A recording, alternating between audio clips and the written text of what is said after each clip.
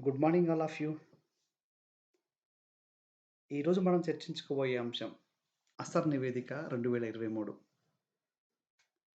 ప్రతి సంవత్సరం స్వచ్ఛంద సంస్థ ఆధ్వర్యంలో ఈ అసర్ నివేదిక వెలువడుతుంది. ఇదేం చెబుతుంది అంటే దేశవ్యాప్తంగా మన విద్యా వ్యవస్థ ఏ విధంగా ఉంది? విద్యార్థుల స్థాయి ఏ విధంగా ఉంది? వారు మాతృభాషలో, గణితంలో, సైన్స్ విషయంలో ఏ లెవెల్‌లో ఉన్నారు అనే విషయాలను కూలంకషంగా వివరిస్తుంది. అయితే ఈ సర్వేను ఎలా చేస్తారు?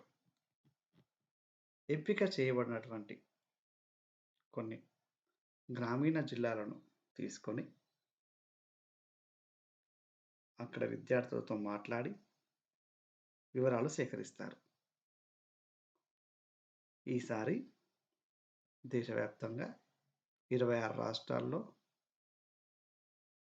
28 గ్రామీణ జిల్లాలను ఎంపిక చేసుకొని, మొత్తం 1664 గ్రామాల్లోని సుమారు 30,000 ఇళ్లలో 34,745 మందిని ప్రశ్నించి ఈ నివేదిక తయారు చేశారు.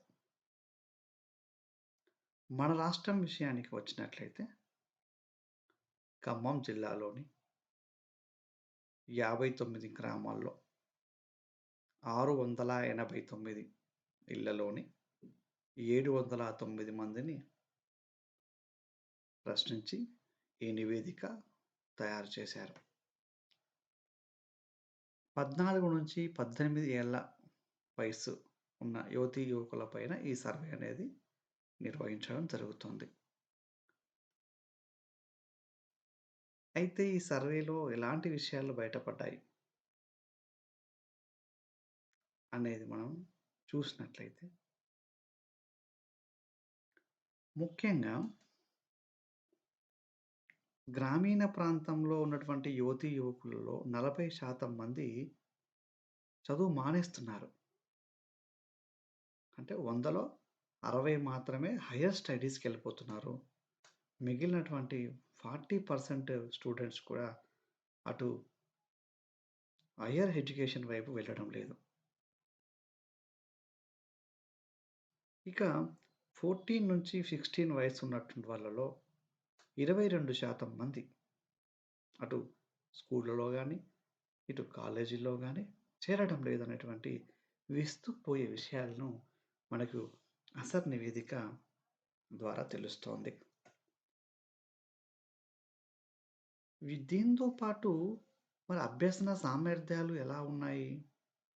అంటే 14-16 వయసున్నటువంటి వాళ్ళలో ఈ రెండో తరగతి పాఠాలను కూడా తప్పులు లేకుండా చదవలేకపోతున్నారు. అదేంటి అని మీకు డౌట్ రావచ్చు. 14-16 ఏళ్ల వయసులో ఉన్నటువంటి వాళ్ళు 42% మంది,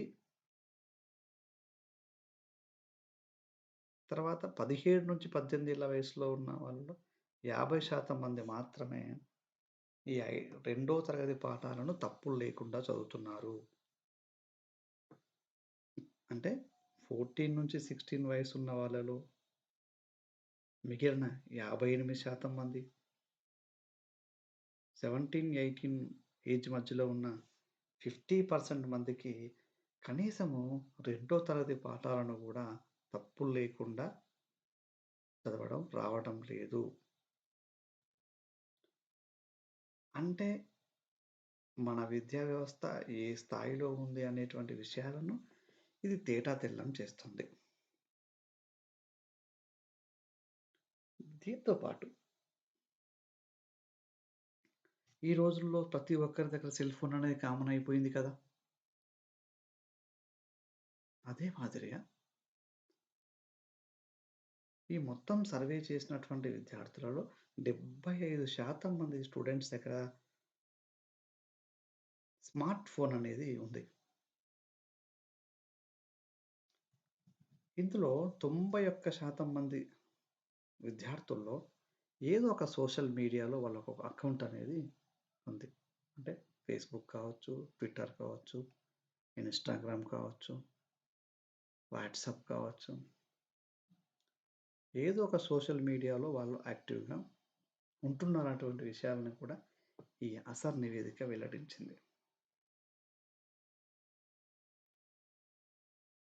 అంటే అసర్ నివేదిక ద్వారా మనకేం తెలుస్తుంది అని మనం ఒక్కసారి గనక గమనించినట్లయితే, దేశవ్యాప్తంగా మరియు రాష్ట్ర వ్యాప్తంగా కూడా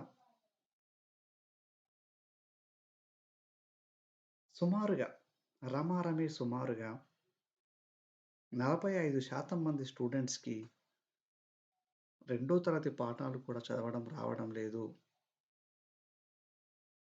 అనే విషయం చాలా ఇబ్బందికరమైనటువంటి విషయం. ఇప్పటికే రోజు రోజుకు పెరిగిపోతున్న కాంపిటీషన్‌కి అనుగుణంగా రకరకాల స్కూల్స్ రావడము, విద్యలో పోటీతత్వం పెరిగిపోవడము చూస్తున్న ఈ తరుణంలో 45% మందికి రెండో తరగతి పాఠాలు కూడా చదవడం రాకపోవడం అనేది చాలా ఇది మన రాష్ట్ర విద్యా వ్యవస్థ దుస్థితికి నిలువుటద్దంగా చెప్పవచ్చు.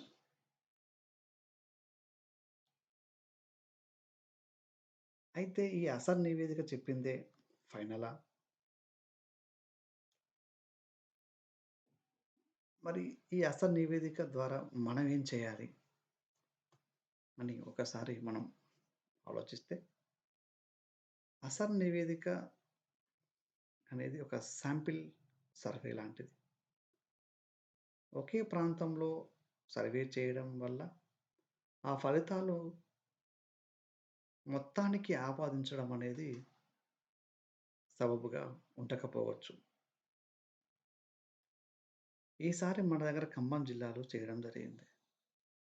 మరి ఖమ్మం జిల్లాలో ప్లెయిన్ ఏరియాలో చేశారా? ఏజెన్సీ ఏరియాలో చేశారా? అనే విషయాలు కూడా మనకిక్కడ తెలియదు.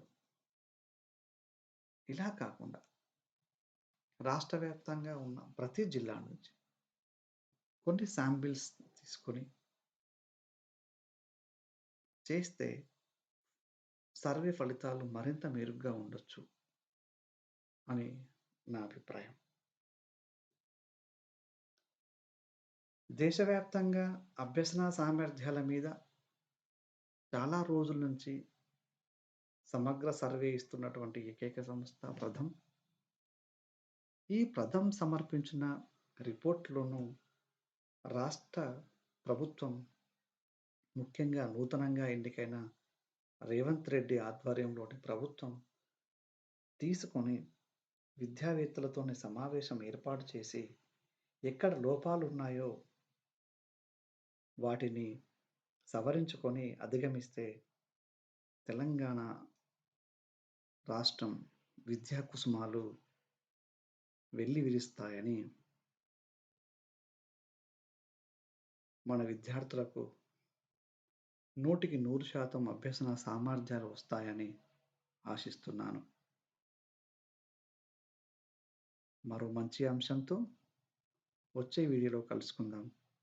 ఈ వీడియో గనుక నచ్చినట్లయితే మన ఛానల్‌ని సబ్స్క్రైబ్ చేయండి. 10 మందికి తెలిసేలా షేర్ చేయండి. Thank you friends.